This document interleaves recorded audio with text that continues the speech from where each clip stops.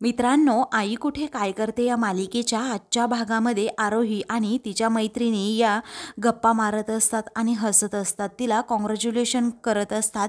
त्याच वेळी आता नेमका अनघाच्या मोबाईलवर कांचनचा फोन येतो. तेव्हा अनघा म्हणते, आरोही अगं आजीचा फोन आलाय, असं म्हणून ती जरा बाजूला बोलायला जाते. त्याच वेळी आता कांचन विचारते, काय ग अनघा, तू अजून निघाली नाहीस का? तुम्ही दोघी कुठे आहात नक्की ते सांगा अगोदर. मग आता आरोही म्हणते, अहो जरा गप्पा मारता मारता उशीरच झाला. ॲक्च्युली आम्ही निघणारच होतो, पण सॉरी हा आजी, आता निघतोच आहे लगेच 1 मिनिटात. आणि आरोहीच्या ज्या मैत्रिणी होत्या ना, त्या तिला कॉंग्रॅच्युलेशन्स करतायत.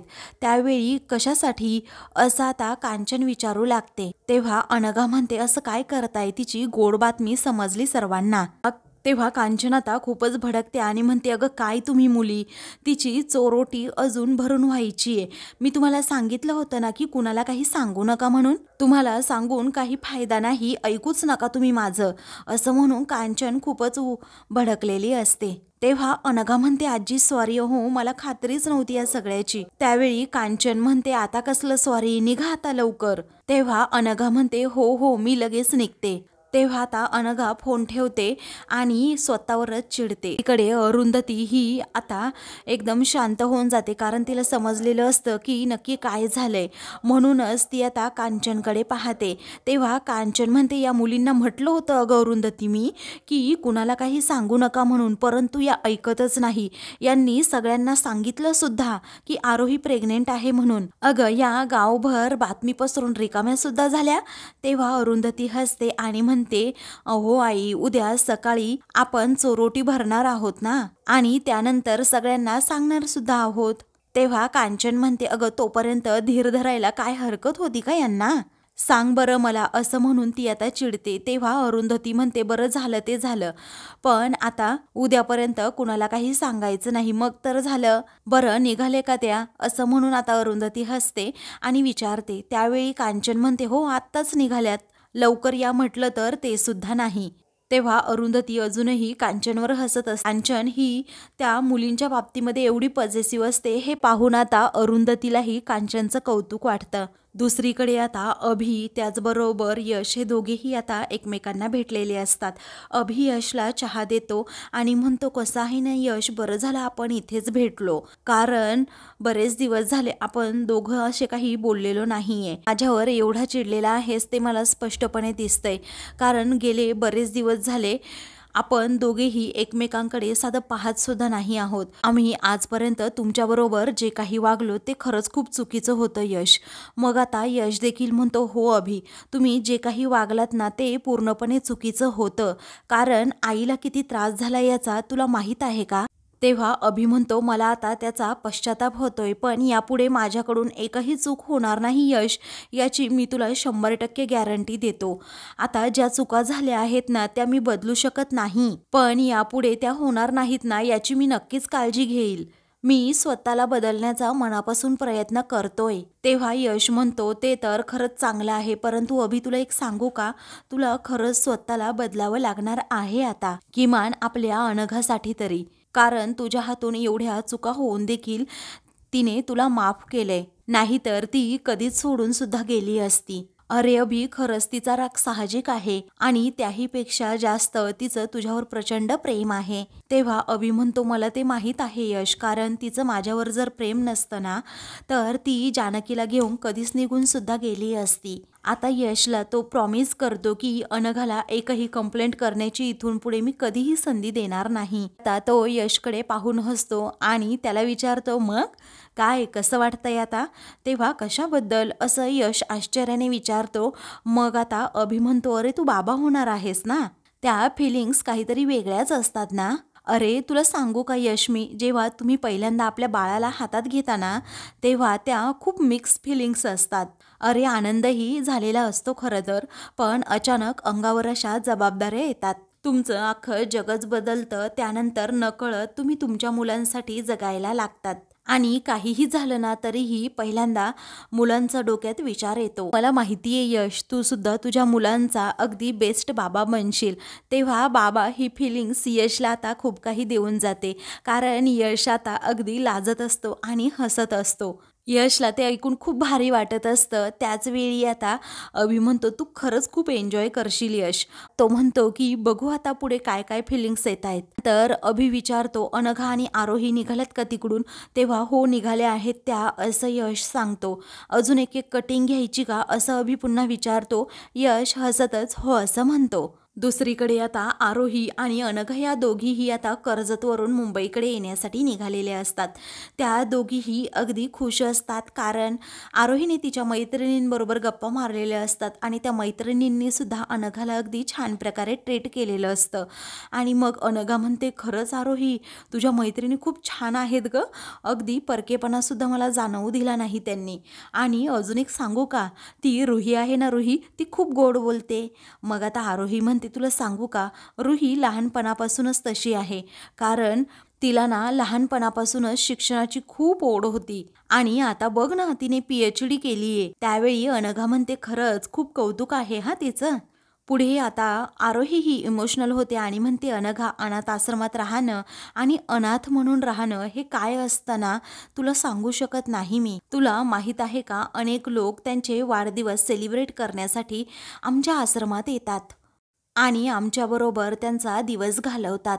ते दिवसभर तिकडेच असतात आणि मग नंतर निघून जातात. पण ते सगळंच तेवढ्यापुरतं असतं ग, कारण ते आमचे कुणीच नसतात. आपल्या हक्काचं माणूस नसणं ही फिलिंग्स खूप पेनफुल आहे अगं अनघा. तेव्हा अनघाला वाईट वाटतं आणि मग ती म्हणते, मी समजू शकते आरोही. आता आरोही खूप इमोशनल झालेली असते. अनघा तिला धीर देते. मग नंतर आरोही जरा शांत होते आणि म्हणते, मी खूप लकी आहे अनघा, कारण मला तुमच्यासारखी गोड माणसं मिळाली आहेत. तुला माहिती आहे का, मला असं नेहमी वाटतं की माझ्या आश्रमातील सर्वांनाच अगदी छान माणसं मिळावीत आणि हक्काची माणसं तर नक्कीच असावीत. एखादा छान लाईफ पार्टनर सुद्धा मिळावा. अनघा आता म्हणते, नक्कीच मिळेल. त्यांना सुद्धा आयुष्यात सगळं काही मिळेल. मी देवाकडे तशी प्रार्थना सुद्धा करेल. आता बघस तू, सगळ्यांचं सगळं काही चांगलं होईल, असं अनघा जेव्हा म्हणते तेव्हा आरोही हसतच तिच्याकडे पाहते. तेव्हा फिंगर्स क्रॉस्ड असं आता आरोही जेव्हा म्हणते तेव्हा अनघा म्हणते, तू ना कमाल आहेस हा. आता त्या दोघीही अगदी हसत खेळत छानपैकी गप्पा मारत चाललेले असतात. आरोहीच्या पोटात अचानकच कळ येते आणि ती म्हणते, बापरे हे काय होतंय. मग आता अनघा विचारते, काय झालं आरोही. ती म्हणते, अगं पोटात खूप दुखायला लागले माझ्या. मग आता अनघा म्हणते, कसं काय अचानक. तेव्हा आता आरोही म्हणते, काय माहीत नाही, असं म्हणून ती पटकन सीट बेल्टसुद्धा काढते. तेव्हा अनघा म्हणते, अगं सीट बेल्ट का काढला, तू थांब जरा, मी बाजूला गाडी घेते. तोपर्यंत समोरून एक गाडी येते आणि आता अनघा पटकन आपली गाडी बाजूला घेते. तेव्हा आता ती खूप जोरात ओरडते. आरोहीचं डोकं समोरच्या आता तिथे त्या जागेवर जोरात आपटतं. मग आता तीही खूप जोरात ओरडते. ॲक्सिडेंट होता होता राहतो. दुसरीकडे घरातील सर्वांच्या जीवाची अगदी घालमेल होत असते. त्याच वेळी आता अरुंधती ही त्या दोघींना कॉल करत असते. मग आता कांचन विचारते की काय झालं अगं, आम्हाला इथे टेन्शन आलंय. अरुंधती बोल ना पटकन. अगं दोघींचे फोन लागले की नाही, कारण सर्वच जण अनघा आणि आरोहीची काळजी करत असतात. तेव्हा त्या दोघींचेही फोन लागत नसतात. अरुंधती त्याबद्दल सांगते. यश म्हणतो, मी ट्राय करतोय दोघींनाही, पण नॉट रिचेबल येत आहेत. त्या कोणत्या मैत्रिणीकडे गेल्या होत्या, त्यांचा नंबर आहे का. मग आता यश म्हणतो की त्यांचा नंबर माझ्याकडे नाहीये, त्या लगेच परत येणार होत्या ना, म्हणून म्हटलं की गरज नाही घेण्याची. तेव्हा अरुंधती म्हणते, हो ना, माझ्याही डोक्यात नाही आलं, घ्यायला हवा होता ना रे नंबर. यश म्हणतो, हो ना अगं आई, चुकलंच आपलं. अभि म्हणतो, काही हरकत नाही. अरे यश, तुझ्याकडे आश्रमातल्या माईंचा नंबर आहे का. तेव्हा यश म्हणतो, हो आहे की. तेव्हा अभि म्हणतो, अरे मग त्यांच्याकडे त्या कर्जतच्या मैत्रिणीचा नंबर असेल ना. तेव्हा अरुंधती म्हणते, हो रे, खरंच त्या माईंना फोन करून बघ बरं जरा, त्यांच्याकडनं आपल्याला नक्कीच नंबर मिळेल. तेव्हा संजना आता डोक्यालाच हात लावते आणि सर्वांना म्हणते की खरंच त्या दोघींना तिकडे जाण्याची परमिशनच द्यायला नको होती. त्यात या आरोहीची अवस्था अशी. तेव्हा कांचन म्हणते, माझं चुकलंच, मी आरोहीला नकोच जाऊ द्यायला होतं, कारण कालपासून माझ्या मनात काही ना काही अपशकुनी येतच होते. असं वाटत होतं काही ना काही घडणार आहे म्हणून. तेव्हा यश म्हणतो, आजी असं का करतेस. अगं दोघींचेही फोन चार्ज नसतील, त्यामुळे तू एवढी काळजी करू नकोस. तेव्हा आता सर्वांना वाटतं की खरंच त्या फोन चार्ज करायच्या विसरल्या असतील. तेव्हा संजना आता मध्येच टोकते की दोघींचेही फोन चार्ज नसतील, असं कधी होतं का? ते पण एकाच वेळी? तेव्हा अनिरुद्ध विचारतो, यश बाळा, अरे त्या दोघीही कुठे जाणार होत्या ते ठिकाण तुला माहिती आहे का? मग आता यश म्हणतो, हो कर्जतला जाणार होत्या त्या माहिती आहे मला. अभि म्हणतो की एक काम कर तू यश, आपण कर्जतला जायला निघू आता आणि तू वाटेत जाता जाता माईंना सुद्धा कॉल कर आणि त्या रुहीचा नंबर घे. तेव्हा यश म्हणतो, हो आपण लगेच निघूयात आता, चालेल ना? तेव्हा आता कांचन म्हणते, आम्हाला लगेच कळवा रे त्या दोघी भेटल्या का? तेव्हा ठीक आहे असं अभि म्हणतो. दोघीही आता कर्जतच्या दिशेने लगेच जायला सुद्धा निघतात. कांचन इमोशनल होत आप्पांना विचारते, अहो सगळं ठीक असेल ना? मला तर खूप काळजी वाटायला लागली हो. तेव्हा आप्पा म्हणतात, कांचन अजिबात काळजी करू नकोस. अगं तू नेहमी म्हणत असतेस ना, आपली वास्तू ही तथास्तू म्हणत असते म्हणून. मग काय, वास्तू तथास्तू म्हणाली. त्यावेळी आता अरुंधती म्हणते, आई बरं मी जानकीकडे पाहून येते, कारण बराच वेळ झाला अनघा तिला दिसली नाही ना, त्यामुळे ती जरा कुरकुरायला लागली आहे. तिला मी आता झोपवून येते. तेव्हा संजना आता लगेच अरुंधती गेल्यानंतर कांचनला विचारते की आई, अहो त्या अरुंधतीचं जाऊ द्या तिकडे, पण तुम्हाला काय गरज होती आरोहीला परमिशन देण्याची एवढ्या लांब जायला? अहो अजून 3रा महिना संपलेला नाही, चोरोटी भरलेली नाही. अहो कुठल्या रस्त्याने गेल्यात, कुठे त्या थांबल्या आहेत ते अजून आपल्याला काहीच माहीत नाही. हे सर्व काही किती रिस्की असतं तुम्हाला माहीत नाही का? अंदाज नाही का याचा? कांचन म्हणते, आता ना मला खरंच खूप धडधडायला लागले, मी जरा देवाचं वाचत बसते. तेव्हा आप्पा म्हणतात, हो वाच वाच देवाचं आणि कानावर जरा झापडं सुद्धा लावून घे. पण कोण काय बोलतं ना त्याच्याकडे अजिबात तू लक्ष देऊ नकोस. तेव्हा कांचन म्हणते, नाहीच कोणाकडे लक्ष देणारे, असं म्हणून रागातच संजनाकडे पाहते. आता देवाचा धावा केल्याशिवाय माझं मन शांत राहणारच नाहीये. तेव्हा संजना मात्र डोक्यालाच हात लावते. दुसरीकडे अभि आणि त्याचबरोबर यश हे दोघेही आपल्या स्कूटरवरून निघालेले असतात. त्यावेळी यश आता म्हणतो, थांब थांब थांब जरा, अरे जरा स्कूटर बाजूला लाव बरं. तेव्हा त्याने आता रोहीला कॉल केलेला असतो आणि तो स्वतःची अगोदर ओळख सांगतो की मी आरोहीचा नवरा आहे, मला सांग आरोही आणि अनघा या दोघीही तिकडून निघाल्यात का? मग आता ती म्हणते, हो निघाले आहेत. तर आता पुढच्या वेळी मी नक्कीच तुम्हाला भेटायला येईल, असं आता यश म्हणतो आणि फोन ठेवतो. त्या दोघीही तिकडून कधीच निघाल्या आहेत असं यश हा अभिला सांगतो. तेव्हा पत्ता तोच आहे का असं अभि विचारतो. त्यावेळी आता यश म्हणतो, हो पत्ता तर तोच आहे. तेव्हा आपण त्याच दिशेने जाऊया, कदाचित त्या आपल्याला वाटेत भेटतील, असं आता अभि म्हणतो. दोघेही आता गाडी कुठे दिसते की नाही हे पाहत पाहत रस्त्याने चाललेले असतात. तेव्हा आता यश बाजूला जरा पाहतो तर त्याला आता त्याची गाडी दिसते, म्हणून तो म्हणतो, अभि थांब थांब, अरे ही आपलीच गाडी आहे ना? तेव्हा अभि म्हणतो, हो आपलीच आहे रे. दोघांनाही आता जरा धक्का बसतो की गाडी अचानक कशी थांबली. मग आता ते दोघेही लगेच तिकडे जायला निघतात. इकडे अनघा शुद्धीवर असते आणि ती म्हणते, आरोही अगं उठ ना बाळा, उठ आरोही पटकन. मग आता ती दार उघडण्याचा खूप प्रयत्न करते, परंतु ते दार आता उघडत नाही. काही वेळानंतर यश आता तेथे येतो. त्याच वेळी आता तो पटकन आरोहीच्या बाजूने दार उघडतो आणि लगेच आरोहीला उठवण्याचा प्रयत्न करतो. तेव्हा आरोहीला आता जरा तो बाजूला करतो तर त्याला आता प्रचंड धक्का बसतो, कारण आरोहीच्या डोक्याला जरा दुखापत झालेली असते आणि अनघाच्या देखील. अनघा आता खूपच घाबरते आणि आरोही अगं उठ ना, आरोही अगं उठ ना असं म्हणते. तेव्हा अभि आणि यशच्या पायाखालची देखील जमीन सरकलेली असते, कारण ते दोघेही आता खूप टेन्शनमध्ये येतात. आरोहीला काही झालं तर नसेल ना याचा ते सतत विचार करत असतात.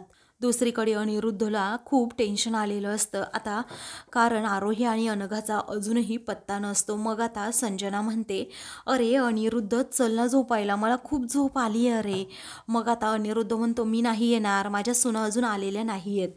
हे बघ तुला जायचं असेल तर तू जा, मी नाही येणार. तेव्हा संजना आता अजूनच चवताळते आणि म्हणते, हे बघ त्या दोघीही मस्त खाऊन पिऊन येतील आणि मजा मस्तीसुद्धा करून येतील आणि आपण इथे त्यांची वाट बघत बसायचं का? संजना डोक्याला हात लावते आणि म्हणते, अनिरुद्ध तुला यायचंय की नाही?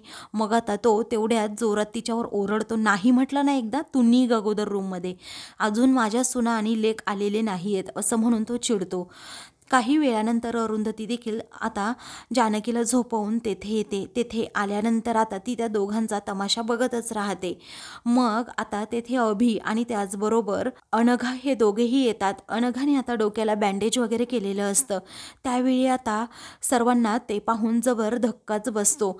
मग आता अरुंधती पुढे जाते आणि विचारते, अनघा, अगं हे काय बाळा, आणि आरोही व यश कुठे आहे? तेव्हा सांगतो हां, असं आता अभि म्हणतो. आणि अनघा तू बरी आहेस ना, असं विचारतो. अनघा काही बोलत नसते, एकदम शांत असते.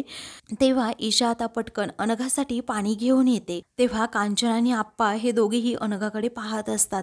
त्या दोघांच्या जीवाची अगदी घालमेल होत असते. अनघाला एवढं लागलंय आणि आरोही कुठे असेल? तेव्हा पुढे आता अनघा ही खूप रडत असते. तेव्हा अरुंधती तिला पाणी प्यायला देते अगोदर आणि ती जरा रिलॅक्स होते. तेव्हा अरुंधती विचारते, अरे अभि, सांग ना बाळा, अरे मला काय झालंय नक्की? तुम्ही कुणी काही सांगणार आहे का मला आता?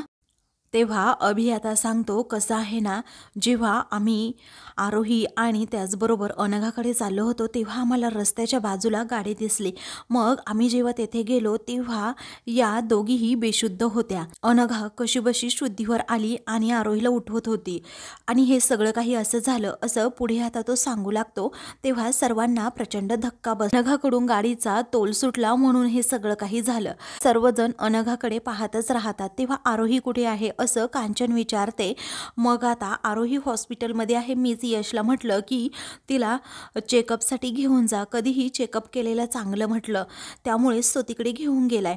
मग आता सर्वजण डोक्याला हात लावतात. तेव्हा आरोहीला काही लागलं तर नाही ना जास्त बाळा, असं आता आप्पा विचारतात. तेव्हा कांचन देखील तेच विचारते, बोल ना बाळा, आरोहीला काही लागलं नाही ना? मग आता आरोहीला काही लागलं नाहीये जास्त, फक्त थोडासा मुकामार लागलाय असं अभि म्हणतो. येईलच तो अर्ध्या तासात आरोहीला घरी घेऊन, नका टेन्शन घेऊ, तुम्ही आहे सगळं नॉर्मल.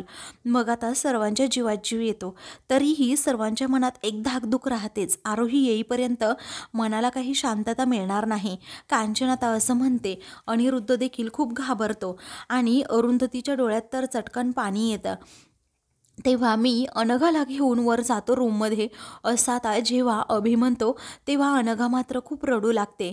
अरुंधतीला मिठी मारते आणि म्हणते, माझ्यामुळे हे सगळं काही झालं, कारण माझा गाडीवरचा तोलच सुटला. तेव्हा अरुंधती तिला समजावते की बाळा, असा कुठलाही विचार करू नको, तुझ्यामुळे काहीही झालेलं नाहीये.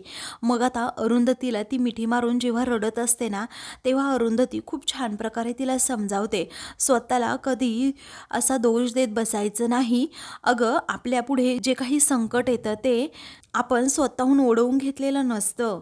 जे जेव्हा व्हायचं ते तेव्हा होतंच. तू चल बरोबर, मी येते तुझ्या बरोबर, असं म्हणून अरुंधती अनघाची अगदी लेकीप्रमाणे काळजी घेत असते आणि तिला समजावत असते. तेव्हा जानकी तुझी वाट बघती, असं आता जेव्हा अरुंधती म्हणते तेव्हा मात्र आता अनघा अजूनच रडू लागते. मग आता तू भेटली नाहीस ना जानकीला सकाळपासनं, चल बरं आता. तेव्हा अरुंधती आता लगेच अनघाला जानकीकडे वर रूममध्ये घेऊन जाते. तेव्हा आता अभि म्हणतो, बरं मी हॉस्पिटलमध्ये जातो, कारण यश तिकडेच एकटा आहे आरोही बरोबर, मी पाहून येतो नक्की काय झालंय. मग आता अनिरुद्ध म्हणतो, चल बाळा अभि, मी सुद्धा येतो तुझ्या बरोबर. तेव्हा अभि म्हणतो, नको, सगळ्यांनी यायची तशी काहीही गरज नाहीये, मी जातो एकटा, मी पाहतो. असं म्हणून जेव्हा तो आता अनिरुद्धला टाळतो तेव्हा मात्र अनिरुद्धला खूपच वाईट वाटतं की माझी मुलंच मला टाळतायत, कारण मी अजूनही त्या पात्रतेचाच नाहीये की माझ्या मुलांचा विश्वास जिंकू शकेल. घरातील सर्वांचा एवढा मोठा विश्वासघात केलाय ना, त्यामुळेच माझ्या बाबतीत मुलं अशी वागतायत. त्यानंतर संजना आता लगेच घरच्यांना घाबरवू लागते की आरोही प्रेग्नेंट आहे, त्यात तिच्या बाळाला काही झालं तर. मग आता अरुंधती खूप जोरात तिच्यावर ओरडत म्हणते, संजना नीट बोल हा जरा. आता मी काय नीट बोलणार आहे, असं रागातच ती आता विचारते. तेव्हा अरुंधती म्हणते, बाळाबद्दल काहीच बोलायचं नाही हा, तू एकदम शांत बसायचं, आरोहीला काही होणार नाहीये. कारण आता संजना नुसती कांचनला घाबरवत असते. मग आता हे सगळं तुझ्यामुळे झालंय असं संजना म्हणते, कारण तुला काय गरज होती ग त्यांना तिकडे पाठवायची? आरोहीची मनस्थिती काय आहे हे तुला माहीत होतं ना. ही आता कांचन पुन्हा म्हणते की गप्पा बसा रे, वाद नका घालू. मग आता कांचनला संजना उगीच भरवून देत असते की हे अरुंधतीचं नाटक आहे, त्यामुळेच हे सगळं झालं, ती मनमानी करत असते ना. तेव्हा अनिरुद्ध सुद्धा आता बोलू लागतो की हो बरोबर आहे अरुंधती, अगं एरवी तर सगळ्यांची काळजी करण्याची नाटकं करते ना, मग आता ही नाटकं का नाही केली यावेळी? अगं आरोहीची मनस्थिती काय आहे, परिस्थिती काय आहे, ती प्रेग्नेंट आहे, तुला कळालं नाही का एवढं सुद्धा? आता कांचन ही खूपच टेन्शनमध्ये येते. त्यावेळी आता अरुंधती म्हणते आई काळजी करू नका, आरोही अगदी सेफ असेल, आपण आहोत सर्वजण तिच्याबरोबर, येईलच यश तितक्यात तिला घेऊन. तेव्हा ठीक आहे असं म्हणून आता कांचन ही झोपायला जाते. तर अनिरुद्ध आता तेथेच बसून राहत. दुसऱ्या दिवशी अनघा झोपेतून उठण्याचा प्रयत्न करते. तेव्हा अभि म्हणतो तू तशीच झोप, उठू नको, तुला आरामाची खूप गरज आहे. मग आता आरोही कुठे आहे असं आता आता अनघा विचारते. तेव्हा तिच्या काही टेस्ट करायच्या राहिल्या आहेत म्हणूनच ते दोघेही हॉस्पिटलमध्ये आहे. आता मी सुद्धा थोड्या वेळाने जातो. तेव्हा तिला काही झालं तर नसेल ना असं अनघा विचारते. तेव्हा अभि म्हणतो नाही, नसेल काही झालं, तू नको टेन्शन घेऊस. मग पुढे आता अनघा विचारते जानकीची खाण्याची वेळ झाली, तिला काहीतरी करून द्यायला हवं. तेव्हा आई आहे, मी आहे, तू टेन्शन घेऊ नकोस. मग आता स्वयंपाकाची तयारी तर करायला हवी ना असं आरोही विचारते. तेव्हा आता अनघा अगं तू नको ना टेन्शन घेऊ, मी भात लावतो कुकरला, तू नको टेन्शन घेऊ असं आता अभि काळजीने म्हणतो. तू आराम कर. तेव्हा अनघा विचारते नक्की ना रे? मग आता तो म्हणतो हो. तर आता मित्रांनो पुढील भागामध्ये यश आणि अभि हे दोघेही आरोहीला घरी घेऊन येतात. मग आता काय झालं, सगळं ठीक आहे ना अरुंधती विचारते. तेव्हा अभि म्हणतो ॲक्सिडंटमध्ये आरोहीला खूप लागलं आणि तिचं मिसकॅरेज झालं. घरातील सर्वजण आता कोलमडूनच पडतात. तर कांचन बेशुद्ध होते. त्यानंतर आता अनघाला जेव्हा हे समजतं तेव्हा ती आरोहीकडे येते आणि खूप रडते आणि यशसुद्धा पूर्णपणे खचलेला असतो. अशाच मालिकेंचे पुढील भाग पाहण्यासाठी चॅनलला सबस्क्राईब करा.